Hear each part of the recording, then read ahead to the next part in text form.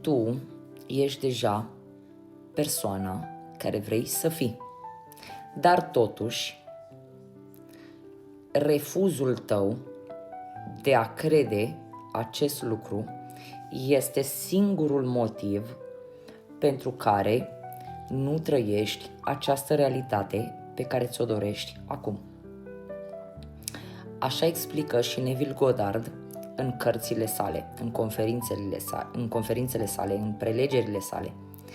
Singura piedică în manifestarea dorințelor tale este imposibilitatea de a crede că ești deja acea persoană care trăiește realitatea pe care și-o dorește.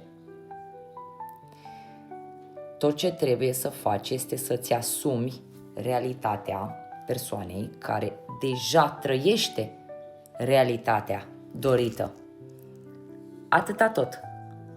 Doar atâta trebuie să faci.